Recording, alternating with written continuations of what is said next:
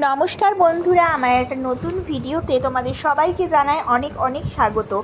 আজকে আমি তোমাদের সাথে শেয়ার করব জন্মাষ্টমীর ব্লগ। এতদিন পরে আমি শেয়ার করছি কারণ আমার মাঝখানে শরীরটা ঠিক ছিল না, আর দুই বাচ্চা নিয়ে ভিডিও এডিট করে দেওয়ার মতো মানসিকতা ছিল না। তো যাই হোক, এখন আমি চলে এসেছি দেখো জন্মাষ্টমীর স্পেশাল যে ব্যাপারটা সেটাই করতে। সেটা হলো, তোমরা সবাই জানো, তালের বড়া। আমাদের গপু সোনা কিন্তু তালের বড়া খেতে ভীষণ পছন্দ করে, আর তার সঙ্গে আমাদের বাড়ির প্রত্যেকেই তালের বড়া খেতে খুব ভালোবাসে। আমার বর তো প্রথমে বিয়ের আগে আমি শুনেছি তালের বড়া কোনোদিনও পছন্দ করতো না, তবে আমি যে তালের বড়াটা বানাই ও কিন্তু সেটা খায়। মোটামুটি 5-6টা তো খাই টোটাল। তো আগে নাকি ও পছন্দই করতো না আর একটাও খেত না। তো যা হোক, আমার তো খুব ভালোই লাগে, তাই জন্য আমি সকাল সকাল দেখো একদম সুপ্রিয়র অফিসে রান্নাটা করে দিয়ে এখন চলে এসেছি তালের বড়া বানাতে।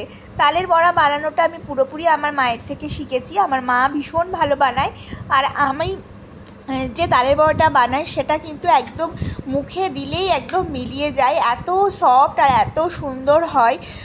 তো আজকে আমি ভেবেছিলাম যে তালের বড়াটা বানিয়ে না আমার যে বাঙালি কতজন বন্ধু রয়েছে তাদেরকে দেব। তারা বানায়নি, আমি এটা শুনেছি, ওরাই আমাকে বলেছিল যে জন্মাষ্টমীতে বানাতে পারবে না। তো আমি ভাবলাম যে আজকে যখন অনেকটা বেশি করেই করছি, মোটামুটি 3টে তাল ঘষে আমি বড়া বানাচ্ছি, তো সেক্ষেত্রে ওদেরকেও একটু দেব। আর এদিকে দেখো আমার নারকেল নাড়ু একদম রেডি হচ্ছে, কারণ হচ্ছে নারকেল নাড়ু আমার বর খেতে ভীষণ ভালোবাসে, তাই ভাবলাম এই ফাঁকে এই উদ্দেশ্যে একটু নারকেল নাড়ুও বানানো হোক। আর এদিকে দেখো তানিশ কি করছে।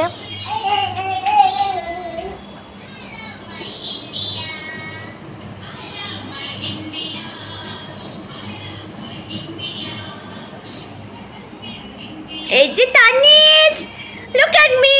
সবাই বলে যে বাচ্চা নিয়ে কি করে তুমি এত কাজ করো, আদার্স যারা রয়েছে বা দুটো বাচ্চা রয়েছে তারা তো কোনোভাবেই এত কাজ করবে না। আর তালের বড়া বানানো তো তাদের কাছে একটা কঠিন ব্যাপার। আমি যে দোকান থেকে তাল নিয়েছি আর কি, সেই দোকানেও বলছে যে তুমি দুটো বাচ্চা নিয়ে 3টে তালের বড়া বানিয়েছো, কি করে বানালে? সবাই তো বাচ্চা থাকলে এক্সকিউজ দেয়।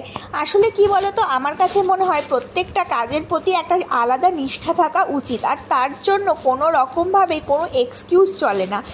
অজুহাত বা এক্সকিউজ যেটাই বলো তোমরা, আমার কাছে কিন্তু খুবই মূল্যহীন একটা ব্যাপার। তুমি কাজটা করতে পারোনি তুমি করোনি, এর কোনো এক্সকিউজ হতে পারে না। তাই আমি সবসময় চেষ্টা করি সমস্ত কাজকর্ম বজায় রেখেই বাচ্চাদেরকে মানুষ করতে, বাচ্চাদের সঙ্গে থাকতে, বাচ্চাদের সঙ্গে সময় কাটাতে। আমার প্রত্যেকটা সংসারের কাজকর্মের জন্য আলাদা আলাদা টাইম আমি সেট করে নিই নিজের মতো করে, যাতে করে কোনো কাজই আমার এক্সট্রা বলে মনে না হয়, আর সমস্ত কিছুই যেন রুটিন মাফিক আমি করতে পারি, সেটাই আমি সর্বদা চেষ্টা করি। আর তার জন্যই আমার দেখো জন্মাষ্টমীর পুজো বলো, যে কোনো পুজো বলো, আমি কিন্তু সমস্ত কিছুই সুন্দরভাবে ম্যানেজ করে করতে পারি। আমার ছোটোবেলা থেকে কিন্তু ভীষণ এই ম্যানেজ করার ক্ষমতাটা ভীষণ ভালো, তার জন্য বোধহয় সংসারেও আমার এর কোনো প্রবলেম হয় না। এই ম্যানেজ করতে পারি বলেই আমি সমস্ত দিকটা সুন্দর করে সামলে নিতে পারি। তাই জন্য আমাকে অনেকেই অনেক রকম বলে যে তুমি কি করে করো দুটো বাচ্চাকে নিয়ে। আসলে ম্যানেজমেন্ট করার ক্ষমতা থাকলে যে কেউই সুন্দরভাবে সংসারটাকে সামলাতে পারবে। আর দেখো বলতে বলতে আমার পুজোও কিন্তু অনেকটা কমপ্লিট হয়ে গেল। আর এদিকে দেখো আমি ধূপ ধুনো জ্বালিয়ে সুন্দর করে জন্মাষ্টমীর পুজো করব।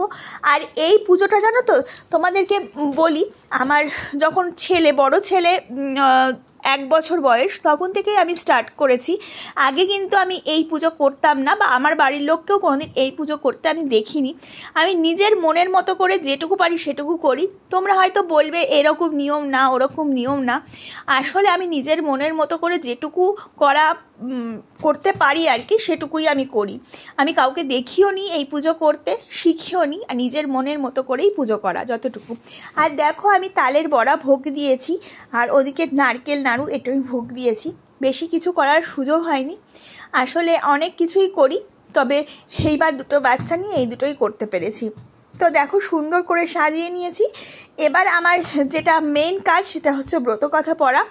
আমি প্রত্যেকবার জন্মাষ্টমীতে ব্রতকথা পড়েই আমার পুজো সম্পন্ন করি। পুজোর মন্ত্র বা কোনো কিছু আমার সেভাবে জানা নেই কীভাবে কী করতে হয়। অনেকে শুনেছি রাত 12টার সময়তেও করে। তো যা হোক, আমি নিজের মতো করে যেটুকু পারলাম আয়োজন করলাম। আর দেখো আমার ছেলের কি অবস্থা, ওর নাড়ু খাবে, মানে তালের বড়া খাবে। আমার ছোটটাও কিন্তু তালের বড়া বেশ কটা খেয়ে নিয়েছে, মানে দুটো তো খেয়েইছে। আর বড়টার তো কথাই নেই, ও ফ্রিজ থেকে বের করছে আর তালের বড়া খাচ্ছে। ওর তো ভীষণ ভালো লেগেছে। আর এদিকে ওদের তালের বড়া নিয়ে দুই ভাইয়ের মধ্যেও মারামারি লেগে গেছে, মানে ও বলছে আমাকে দে, ও বলছে আমাকে দে। ছোটটার কাছ থেকে বড়টা কেড়ে নিচ্ছে। এই তো হচ্ছে খেলা। তো যা হোক, আমার দেখো ব্রতকথা পাঠও চলছে, আর দুজনের দুষ্টুমিটাও আমি ভাবলাম যে রেকর্ড করি। এগুলো তো বড় হয়ে যাবে, বাচ্চাগুলো বড় হয়ে যাবে, তখন আর এই ভিডিওগুলো থাকবে না, বা আমিও আর দেখতে পাবো না। এগুলো চোখের সামনে থাকবে আমার কাছে ইউটিউবে সারা জীবন যতদিন বাঁচবো এই ভিডিওগুলো আমি দেখবো। আমার সত্যিই খুব ভালো লাগবে। তো চলো, আজকের মতো ভিডিওটা এখানেই এন্ড করছি। তোমরা খুব ভালো থেকো, সুস্থ থেকো, আর অবশ্যই জানিও আমার এই ভিডিও, জন্মাষ্টমীর ভিডিও তোমাদের কেমন লাগলো। আর ভালো লাগলে অবশ্যই কিন্তু চ্যানেলটাকে সাবস্ক্রাইব করতে ভুলো না।